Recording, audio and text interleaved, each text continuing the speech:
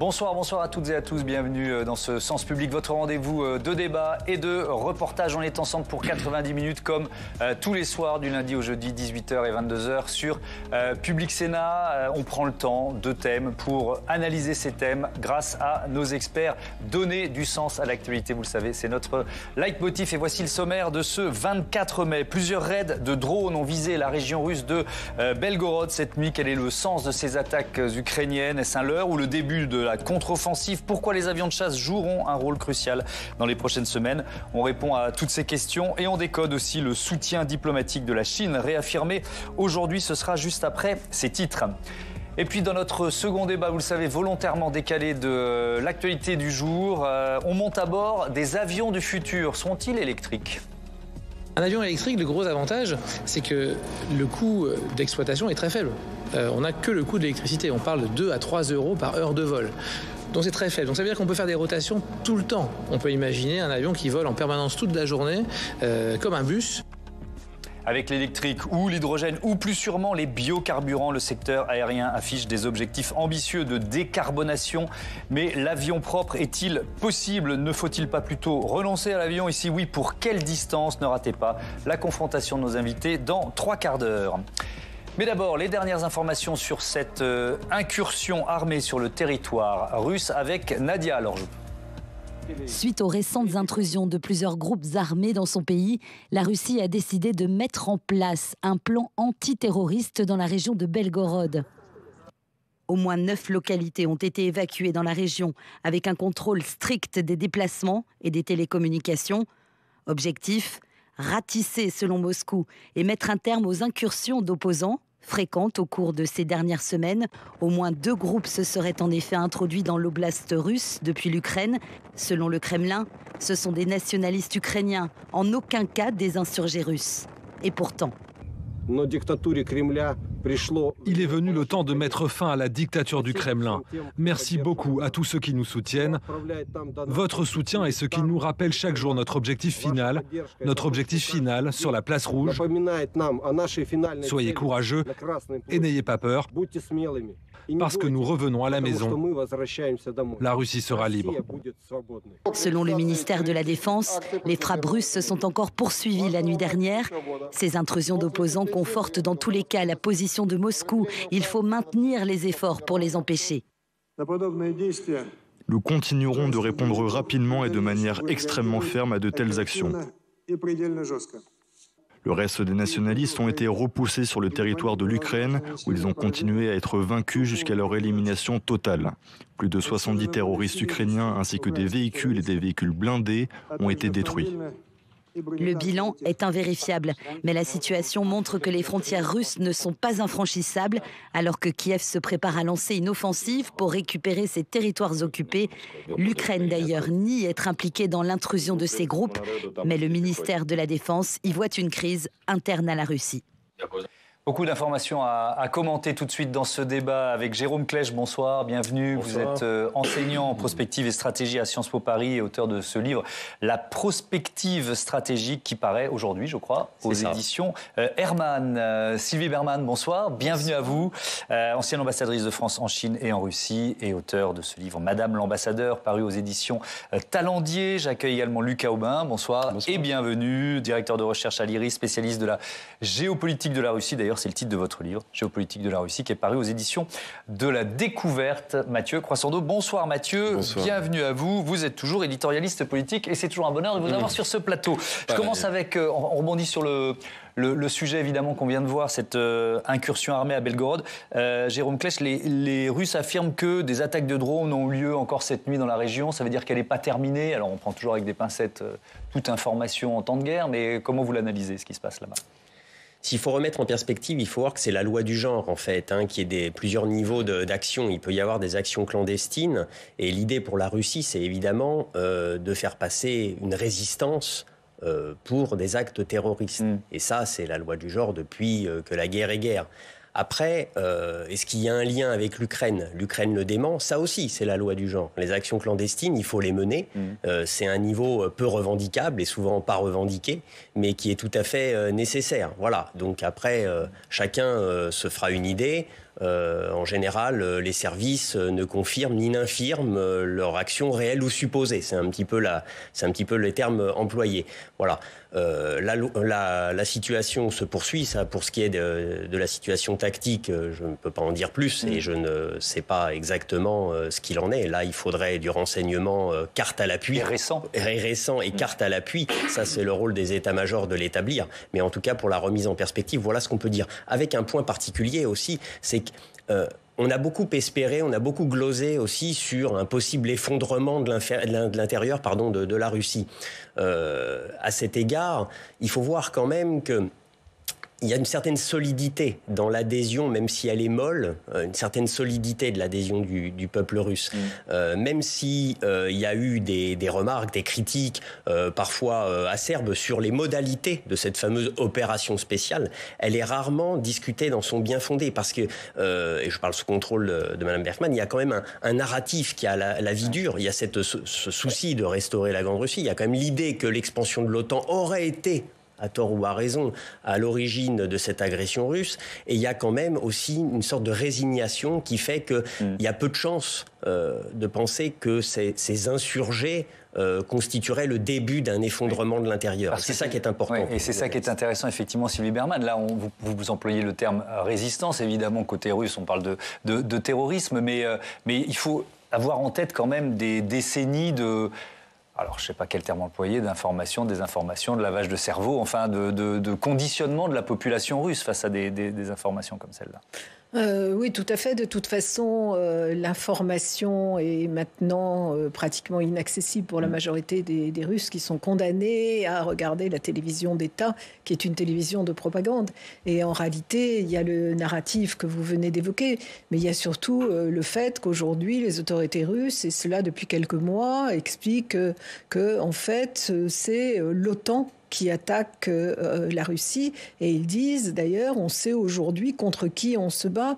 L'Ukraine est à peine évoquée, d'abord parce que c'est un peu humiliant pour la Russie d'échouer en Ukraine. Et ça, c'est un narratif, effectivement, qui porte en particulier dans les générations les plus âgées.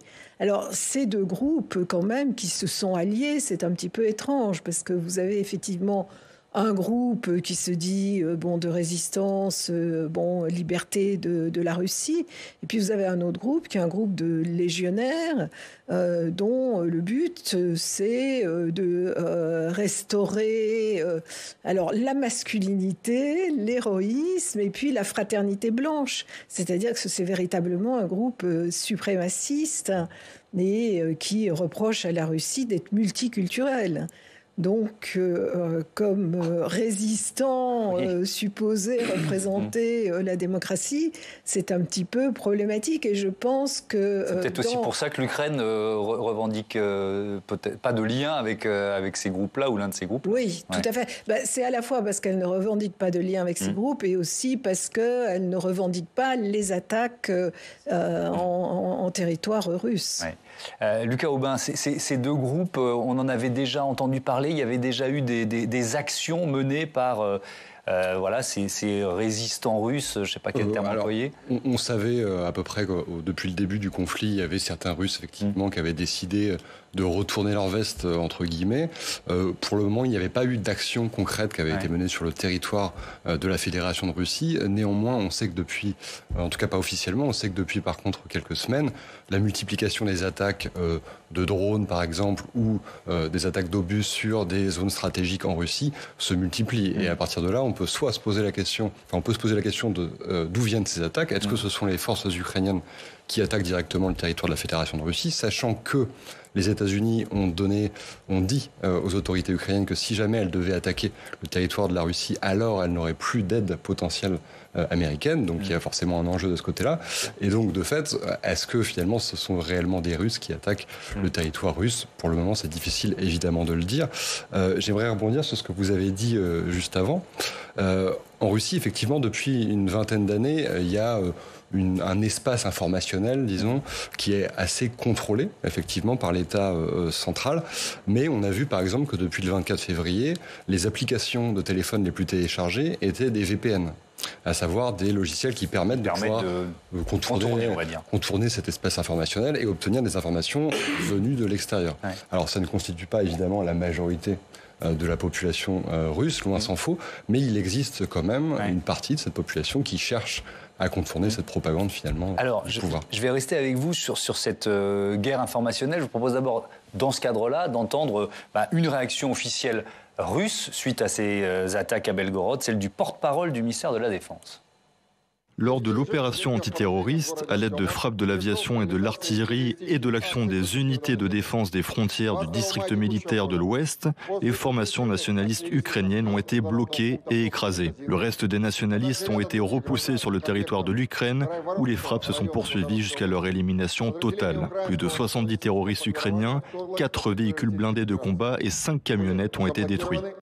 Alors, je vous laisse continuer votre propos. Peut-être côté pouvoir russe. Est-ce que Vladimir Poutine, qui donnait quand même le sentiment de maîtriser la communication autour de cette guerre, la maîtrise un peu moins qu'avant, d'après vous? Alors, il y a des signaux qui montrent qu'effectivement, c'est un peu plus branlant qu'avant. Ça, c'est vrai. On n'est pas sur non plus des signaux extrêmement important dans le sens où il y a Yevgeny Prigojine, effectivement, le chef de la milice Wagner, qui parle de plus en plus sur les réseaux sociaux, qui s'exprime contre l'état-major russe directement, c'est-à-dire qu'il nomme Sergei Shoigu, par exemple, le ministre de la Défense russe, et il aurait potentiellement parlé de Vladimir Poutine en parlant de grand-père. Alors on n'en a pas la certitude, effectivement, mais le message semblait quand même assez clair. Donc Yevgeny Prigojine devient de plus en plus puissant, suit un peu ses propres intérêts en ce moment, et étant donné qu'il est officiellement très critique à l'égard du régime russe, alors que ce n'était pas le cas avant, on peut imaginer qu'il respecte moins justement cette verticale du pouvoir qui existait jusqu'à présent. Ensuite, il y a eu ces 2 attaques de drones sur le Kremlin. Il faut se souvenir, la veille du 9 mai dernier en Russie, qui sont évidemment des attaques très importantes, très symboliques. On n'avait pas vu ça même au plus fort de la guerre froide, il faut bien l'imaginer. On a eu la preuve, parce qu'il y avait un soupçon de manipulation à l'époque. Enfin, alors on n'est pas sûr. Justement, on n'est pas sûr. Effectivement, on n'est pas sûr, mais quels que soient les scénarios, en fait, dans tous les cas, c'est un aveu de faiblesse, que ce soit les Ukrainiens qui réussissent à attaquer directement le Kremlin, que ce soit les Russes qui attaquent eux-mêmes le Kremlin pour, je ne sais pas, préparer une contre-offensive, ou alors que ce soit une opposition russe en Russie. Dans tous les cas, c'est un aveu de faiblesse, finalement. Le Kremlin est censé être la zone la plus protégée de Russie, quand même. Alors, puisqu'on parle de drones, je pense qu'on a réussi à caler une vidéo très courte. C'est l'une des informations de cette fin d'après-midi de ce mercredi. Les Russes qui accusent l'Ukraine d'avoir attaqué un de leurs bateaux.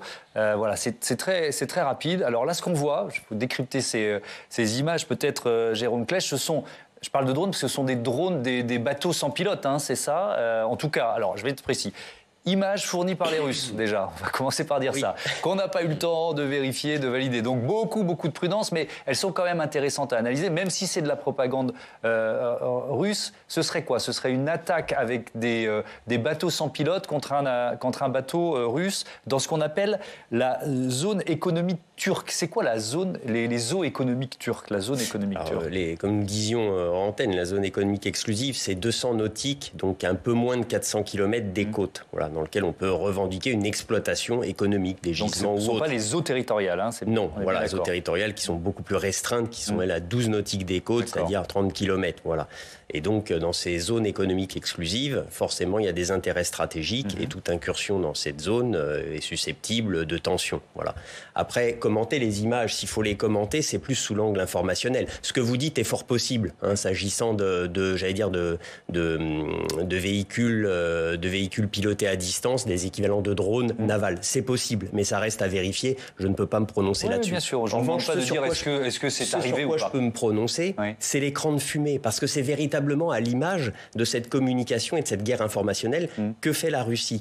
C'est le cas aussi sur le soi-disant nuage radioactif de Khmelnytsky, soi-disant un nuage radioactif d'uranium appauvri. Bon, techniquement, c'est totalement impossible. L'uranium appauvri est trop dense pour faire un nuage. En plus, c'est pas de la matière fissile, etc. Où je veux en venir, c'est qu'en matière de guerre informationnelle, que ce soit vrai ou faux, ça n'a pas grande importance. Ce qui compte, c'est pas tellement qu'ils maîtrisent ou qu'il y ait une perte de maîtrise, c'est l'effet de saturation. c'est de saturer l'ennemi, toujours, comme en artillerie. Le tir d'artillerie, c'est ça.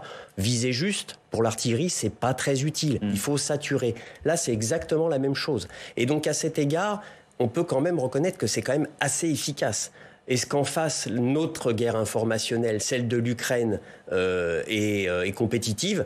Celle de Volodymyr Zelensky, naturellement. C'est comme ça que l'aide internationale a été levée. Elle est tout à fait asymétrique.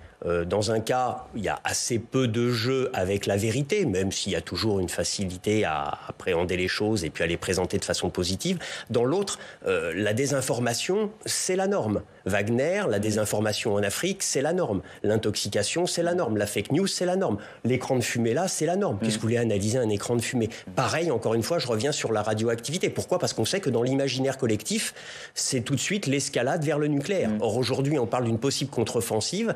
C'est la façon déjà de contrer la contre-offensive en disant « Souvenez-vous du cadenas nucléaire, si vous allez trop loin, c'est ce qui peut se produire. Peu importe que la matière soit fissile ou pas, peu importe que l'uranium appauvri soit crédible dans le rôle d'une explosion nucléaire. » Ce n'est pas le sujet, parce que ça va très vite et que c'est la saturation qui compte. Et c'est ça qu'on voit à l'image. Et puis Sylvie Bermann, encore une fois avec beaucoup de prudence, l'information qui est aussi importante, c'est la zone économique exclusive turque. C'est-à-dire que diplomatiquement, ça n'est pas neutre, évidemment, de dire ça, et ça aura peut-être des conséquences. Oui, bien sûr, et ça permet aux Russes de dénoncer une fois de plus l'accord intervenu sur les céréales, puisqu'il y a une des conditions, c'est que les Ukrainiens ne puissent pas attaquer les bateaux russes. Donc je ne sais pas de quel bateau il s'agit, mais d'une certaine manière, peu importe. En ce qui concerne effectivement la saturation de l'information, je pense qu'on a l'illusion d'avoir des images sur cette guerre, d'avoir des informations, parce qu'on en a effectivement beaucoup, mais elles sont complètement distillées soit par la Russie, soit par l'Ukraine. Et en réalité, on n'a pas d'informations neutres ou fiables sur rien, en réalité. Le nombre de victimes d'un côté comme de l'autre, on l'ignore totalement. Le nombre de missiles utilisés ou qu'il reste encore, on ne sait pas non plus. L'état de préparation des Ukrainiens pour la contre-offensive qui est sans cesse reportée, on n'a pas d'informations non plus, alors qu'on a le sentiment d'en avoir beaucoup parce qu'on voit beaucoup d'images qu'on nous montre. Alors, on va parler de cette contre-offensive, évidemment, et je propose à Jonathan Dupriez de nous rejoindre tout de suite, parce qu'on va parler de l'importance des avions de combat. Bonsoir, Jonathan. Bonsoir. L'Ukraine qui en réclame depuis des mois à ses alliés de l'OTAN, justement pour réussir cette contre-offensive, ça commence à porter ses fruits. Et oui, le lobbying intense de Volodymyr Zelensky commence à marcher sur les Occidentaux, même si à ce stade, on n'a pas vraiment de date de livraison de ces avions, mais on sent qu'il y a une sorte de verrou occidental qui commence à sauter. À Hiroshima, il y a 3 jours, le président des États-Unis a levé en fait son veto auprès des alliés de Kiev sur la livraison d'avions américains F-16 à l'armée ukrainienne, et parce que c'est des avions de fabrication américaine, donc il faut que les alliés soient autorisés par les États-Unis avant de les donner à l'Ukraine.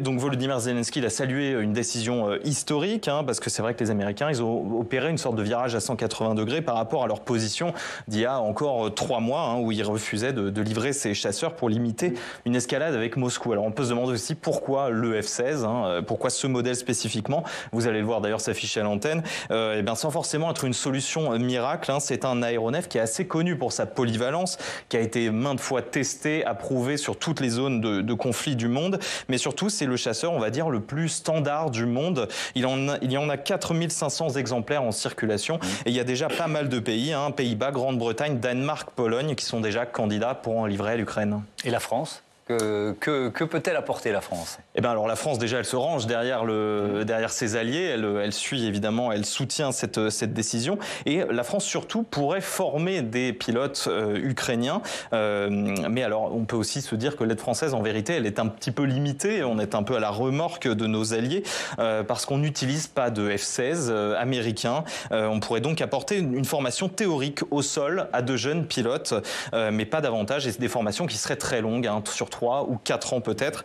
En tout cas, pour le président de la Commission des Affaires étrangères ici au Sénat, l'Ukraine, elle a surtout besoin de moyens terrestres. Écoutez ce qu'il disait, Christian Courbon. D'abord, on n'a pas de F-16. Et ce dont a besoin l'Ukraine, des renseignements que nous avons, c'est effectivement des moyens terrestres. Et là, les décisions de renforcer par les AMX-10, qui sont des moyens blindés très rapides et très efficaces, répondent déjà aux attentes de l'Ukraine. Alors on peut aussi se demander, Jonathan, pourquoi la France n'entrouvre pas la porte à une livraison de Rafale. Et oui, c'est vrai, puisqu'on en fabrique des Rafales. Et malgré la visite du président Zelensky à Paris, on peut penser qu'il y a eu aussi ça au menu des discussions avec Emmanuel Macron, rien ne semble bouger du côté de l'Elysée. Emmanuel Macron, en février dernier, il avait jugé, je cite, qu'il y avait plus urgent et plus utile pour les Ukrainiens. Donc notamment ces fameux moyens terrestres dont vient de parler Christian Cambon. Et pour ce qui est des Rafales, beaucoup de problèmes aussi se posent pour les livrés à d'éventuels combattants ukrainiens. Peu d'armées dans le monde utilisent notre technologie et hors de question de les prélever sur notre flotte. La France, elle est, on peut le dire, à l'os, avec 195 chasseurs au total, dont 96 Rafales. Il n'y en a pas un de trop pour assurer les missions confiées aux ailes françaises, entraînement et missions extérieures comprises. Merci Jonathan. On reviendra peut-être sur l'aspect français, mais je voudrais, Jérôme Clèche, vous entendre sur l'importance de l'aviation. Il y a cette contre-offensive effectivement dont on parle depuis des semaines. L'importance de l'aviation dans cette contre-offensive. Alors c'est pas devant une diplomate que je ne reviendrai pas sur l'importance politique. C'est-à-dire qu'il faut savoir quel est l'état final recherché. L'état final recherché, c'est arriver aussi fort que possible dans des négociations qui vont se faire vraisemblablement avec un rôle prépondérant pour la Chine. C'est-à-dire vraisemblablement pas à l'avantage de l'Ukraine. Donc il faut un rapport de force sur le terrain qui soit significatif, inversé si possible, infléchi à minima, mais inversé si possible, de sorte qu'à ce que l'Ukraine ne soit pas obligée de faire des concessions territoriales trop importantes. Donc c'est ça dont il est question. Beaucoup de terrain. Donc il faut regagner du terrain. Par conséquent, quel est l'effet à produire sur le plan militaire pour servir cet état final politique? Eh bien, il faut réinverser le rapport de force. Comment faire? Là, il n'y a pas 36 solutions. La condition du succès, qui est nécessaire, non suffisante, c'est un rapport de force aérien. Et la suite, la conséquence de tout ça, c'est la trace au sol, un rapport de force terrestre. Et ça se fait dans cet ordre-là. Il y a eu plus de 30 opérations extérieures menées ces 30 dernières années, essentiellement par les États-Unis, en cadre otanien ou pas, en coalition. Et c'est toujours le même modèle qui fonctionne, peu importe l'objectif politique en l'occurrence, mais c'est ce modèle-là qui fonctionne. S'il n'y a pas une campagne aérienne puissante au départ, un rapport de force aérien puissant, il ne peut rien avoir de bon sur le plan terrestre. Est-ce que ça explique le fait que cette contre-offensive soit a priori retardée? Naturellement, parce que pour avoir ce rapport de force aérien, il faut, je reviens sur ce que disait votre journaliste et son excellent rapport sur la question, il faut être capable de mener, d'avoir une pratique, d'être rompu à la pratique des opérations aériennes. C'est pas uniquement mettre des avions en l'air, c'est faire du commandement et du contrôle, parce que l'arme aérienne est très sensible, j'allais dire, à la synchronisation, au timing, au fait de bien articuler les choses. C'est vraiment de la haute couture. Voilà. Donc, le commandement et le contrôle, le ciblage, c'est-à-dire quoi frapper, où frapper, quand frapper, dans la profondeur. Ça veut dire quoi dans la profondeur? Ça veut dire frapper des concentrations de force dans le Donbass. Pourquoi pas en Crimée? C'est là qu'il faut frapper. Et articuler effectivement la manœuvre aérienne et les forces terrestres ensuite pour pouvoir véritablement avancer. Ne pas frapper ses propres troupes, bien frapper les troupes adverses, ça c'est la chose. C'est ça la planification, c'est ça le ciblage. Enfin, il faut être capable d'agir en coalition parce que vous allez avoir un afflux de F-16, le cas échéant, si ça se fait. On parle, pour que ce soit significatif, d'une plusieurs dizaines de F-16. C'est ça qu'il faut. Oui, mais il en faudrait peut-être même plus. Les pilotes ukrainiens sont formés aujourd'hui. On en vient ensuite à la formation en tant que telle. Là, c'est en fonction quelques mois ou quelques années, selon qu'ils soient déjà formés ou pas. Quoi qu'il en soit, c'est une opération sans regret, parce que l'OTAN intègre l'Ukraine à terme ou pas, il y a un rapprochement irréversible de l'Ukraine de l'Occident, et donc former ces pilotes, c'est de toute façon à faire. Donc c'est pas une perte de temps. Et quand vous arrivez à réunir l'ensemble de ces couches, là vous pouvez mener des opérations aériennes. Donc le commandement, le contrôle, le ciblage, la planification, la formation, la logistique pour être capable de faire décoller les avions des pistes ukrainiennes. Sans doute faudra-t-il les aménager et les rallonger un petit peu, etc. Et puis les former à ces missions-là. Les missions, c'est des missions de défense aérienne pour avoir la suprématie ou au moins la supériorité locale, que rien ne puisse arriver au-dessus des troupes ukrainiennes, et ensuite l'attaque au sol avec une synchronisation, encore une fois, pour faire avancer leurs troupes. Donc forcément ça prend des mois, forcément ça prend beaucoup de temps, et c'est là où la question qui se pose, c'est celle de par rapport à cet état final recherché politique. Si l'objectif est les frontières de 91, il va falloir dimensionner ça à la hausse avec des dizaines d'avions F-16 et probablement même plus si on voulait faire ça. Voilà. Si en revanche l'objectif est plus celui annoncé par les Américains, c'est-à-dire résister plus que d'amener à la victoire, dans ce cas-là, on peut arriver à quelque chose de plus limité et l'effet de surprise doit garder la primeur, mais ça pourrait arriver dans les mois qui suivent. Il faut que ça arrive dans les mois qui suivent. Mathieu ? Je vais vous poser une question de béotien, mais tout ce temps que met l'Ukraine à se préparer, c'est aussi du temps à la Russie pour se contre-préparer. Naturellement, le temps ne joue pas en la faveur de l'Ukraine à cet égard, parce que la Russie a déjà commencé, elle, sa campagne d'attrition, elle a réinvesti dans une moindre mesure, mais elle a réinvesti la dimension aérienne, aérospatiale, dès octobre 2022. À la suite de cet enlisement qui avait été caractérisé par Kherson fin septembre, début octobre. Voilà. Et donc cette attrition, même si l'Ukraine intercepte grâce aux Patriotes, grâce au Crotal qui a fourni la France un certain nombre de missiles, y compris le Kinjal, eh bien ça ne suffit pas parce que en stratégie l'épée l'emporte toujours sur le bouclier. Donc l'Ukraine va se faire poncer tout simplement, éroder au fil du temps. Donc effectivement le temps joue contre elle, mais en même temps, on ne peut pas s'y reprendre à plusieurs fois. C'est-à-dire qu'au moment où elle lancera sa contre-offensive, si elle s'épuise, faute d'avoir les moyens de s'être bien coordonnée, ce sera raté. Donc, de deux mots, il faut choisir le moindre. Et le plus important, sans doute, c'est aussi la guerre cognitive, c'est-à-dire de faire croire à la contre-offensive. Alors ça, je ne sais pas si je devrais le dire, mais c'est vraiment important. C'est-à-dire que l'idée... Là, je vous demandais d'arrêter pour que tout le monde puisse parler. Mais c'était passionnant, donc je n'ai pas voulu vous interrompre plus tôt, mais je vous redonnerai la parole, évidemment. Lucas Aubin, oui, il y a cette notion de brouillard de guerre, par exemple, dont on parle souvent, mais je voudrais vous entendre sur l'armée russe, que disait Mathieu. On en est où en nombre d'hommes? Il y a combien de nouveaux soldats qu'il a fallu former? Qu'est-ce qu'on sait aujourd'hui de l'état de l'armée russe? Alors, c'est très difficile d'avoir des chiffres, sachant que je ne suis pas spécialiste militaire, donc sur la question sur le terrain, j'aurais des difficultés à répondre. En revanche, on sait que, par exemple, la milice Wagner, donc contrôlée par Yevgeny Prigojine, aurait, parce que toujours la même chose, utilisé le conditionnel, recruté entre 30 000 et 50 000 hommes dans les prisons quand il a commencé à recruter, donc à l'automne dernier. On sait, et selon ses dires, donc probablement, peut-être pas, bref, on ne sait pas exactement, mais en tout cas, que sur ces 50 000 hommes, il en aurait déjà perdu à peu près 30 000, ce qui est évidemment énorme. Donc ça montre bien que sur le terrain, à Bakhmout en l'occurrence, donc qui était l'un des nœuds de cette guerre récemment encore, il aurait donc perdu plusieurs dizaines de milliers de personnes. Ensuite, si on regarde sur le temps, disons, moyen, on voit que l'armée russe a reculé depuis à peu près avril, en réalité 2022, déjà, et n'a pas réussi finalement à regagner un terrain suffisamment significatif pour parler de victoire. Et ce qu'on voit actuellement, c'est justement ce conflit informationnel qu'on a autour de Bakhmout, c'est-à-dire qu'on a effectivement Yevgeny Prigojine qui dit avoir remporté la bataille de Bakhmout, et finalement en face, on a les Ukrainiens qui répondent peut-être, peut-être pas, on ne sait pas exactement, et en fait, est-ce que c'est réellement si important que ça?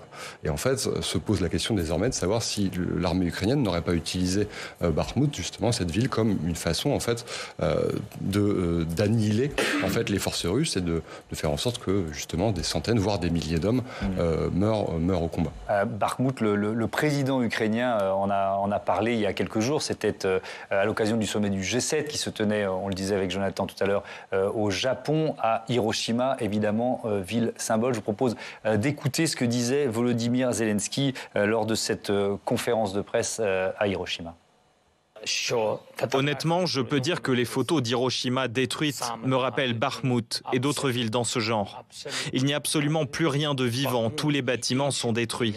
On ne sait même plus où se trouve la rue, où se trouve un bâtiment. Il n'y a plus rien, il n'y a plus personne. Sylvie Bermann, je reviens autour de la question de la stratégie française. On a entendu les arguments militaires donnés par Jonathan Dupriez sur le fait de ne pas livrer de Rafale ou de ne pas vouloir rentrer dans cette logique-là. Est-ce qu'il y a d'autres raisons, des raisons diplomatiques, des raisons de positionnement stratégique, politique de la France ? Non, alors moi, je ne peux me référer que ce qui a été dit effectivement à la fois par le président, puis là, vous avez le président également de la Commission des Affaires étrangères et de la Défense du Sénat, disant que la priorité, ce ne sont pas les avions. Alors, vous êtes d'un avis différent. Cela étant, si on écoute les experts qui disent qu'il faut des mois ou des années, il ne pourra pas y avoir d'offensive qui avait été annoncée pour le printemps. Or, l'offensive aura probablement lieu avant. Parce que, et si elle a été reportée, c'est peut-être pour des raisons effectivement logistiques. C'est pour d'autres raisons aussi, c'est qu'ils savent bien qu'il y a des pressions, y compris des Américains, pour qu'il y ait des négociations, effectivement.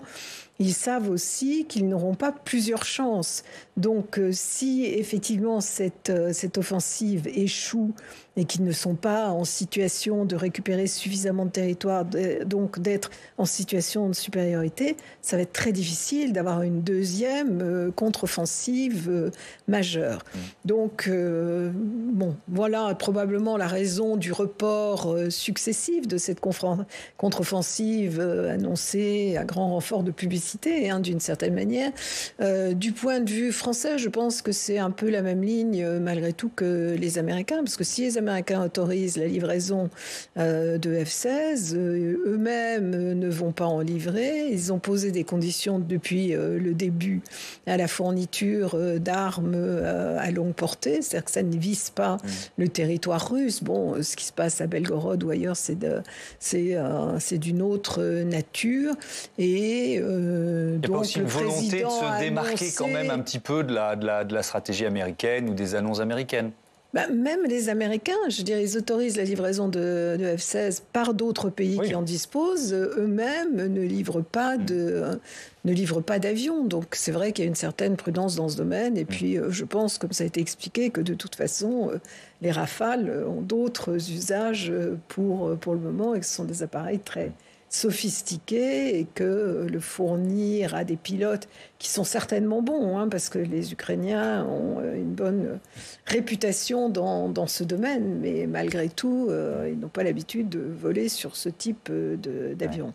Mathieu, pendant que l'Ukraine prépare sa contre-offensive, la France, elle discute du budget de ses armées. En ce moment, évidemment, l'invasion russe a changé la donne. Oui, en tout cas en termes sonnants et trébuchants, et ça mérite d'être souligné. La loi de programmation militaire dont l'examen a commencé cette semaine à l'Assemblée prévoit de porter le niveau des dépenses à 413 milliards d'euros pour la période 2024-2030. La précédente, c'était 295 milliards, pour vous donner une idée. C'est un effort historique sur le montant. Entre 2017 et 2030, la dépense militaire annuelle aura quasiment doublé. C'est historique aussi parce que l'exécutif a tenu parole, et ça aussi, ça mérite d'être relevé, parce que c'est rare. D'habitude, on le sait, on annonce d'abord, puis on rogne après. Sous la Ve République, quand on croyait encore à la fin de l'histoire, toutes les coupes budgétaires commençaient très très souvent par l'armée. Et pourtant, cette loi de programmation militaire, elle ne fait pas pour autant l'unanimité. Pourquoi ? Alors, certes, le conflit ukrainien a amené la France à programmer une augmentation de munitions, par exemple, ou de certains matériels, comme des systèmes de défense sol-air. Mais cette loi de programmation militaire, elle met surtout l'accent en termes de dépenses sur la modernisation de notre force de dissuasion nucléaire, sur la construction d'un nouveau porte-avions, sur de nouveaux défis comme l'espace, comme le cyber, et au risque, selon certains, de décaler la livraison d'autres équipements comme des blindés Scorpion, des Rafales ou des frégates, dont les armées auraient pourtant bien besoin. Et puis surtout, pour beaucoup d'experts, la France n'a pas profité de cette loi de programmation militaire pour conduire une révolution ou même une transformation de notre modèle militaire. Nos armées, il faut comprendre qu'elles veulent continuer, en gros, de pouvoir tout faire, de disposer des meilleurs matériels, si possible conçus par des ingénieurs français, mais à la hauteur de ses moyens, c'est-à-dire en version miniature par rapport à l'armée américaine. Le journal de l'Opinion, par exemple, a calculé qu'en cas de conflit de forte intensité, comme en Ukraine, nos forces ne pourraient tenir qu'une ligne de front de 70 à 80 km. Et puis pas sur une très longue durée. Il y a 77 000 hommes qui sont vraiment mobilisables. Donc voilà, c'est pour ça que ça ne fait pas forcément unanimité et ça va nourrir les débats au Parlement avant une adoption définitive qui est prévue, pour le symbole, si possible, avant le 14 juillet. 14 juillet, évidemment, et ça va nourrir notre débat également. Jérôme Klech, est-ce que vous dites, vous aussi, qu'il y a là une occasion manquée de revoir le modèle Et fallait-il le faire? Les mots ont leur importance. Est-ce que c'est une LPM de transformation ou de réparation? C'est sans doute plus une LPM de réparation, ce qui n'est déjà pas si mal, parce que l'outil de défense a quand même été érodé pendant plus de 20 ans, et c'est quand même la première fois qu'il y a une hausse si significative, avec quand même une capacité à assurer ce qui est quand même notre sanctuaire, c'est-à-dire la dissuasion nucléaire, qui fait que si les intérêts vitaux de la France étaient menacés, eh bien nous aurions de quoi dissuader tout adversaire d'y attenter davantage. Et c'est la brique de base. Ça, c'est la brique de base du modèle, et c'est extrêmement coûteux. Moderniser, que ce soit les sous-marins nucléaires lanceurs d'engins ou la composante aéroportée, on l'oublie trop souvent, mais il y a une composante aéroportée qui permet une certaine forme de diplomatie coercitive aussi, que ne permet pas la composante marine. Mais ça, c'est vraiment le cœur du dispositif français. Après, il y a un modèle d'armée complet qui, pour dire les choses légèrement, c'est un petit peu de tout, mais en petite quantité, mais qui permet d'avoir un modèle global, cohérent, complet.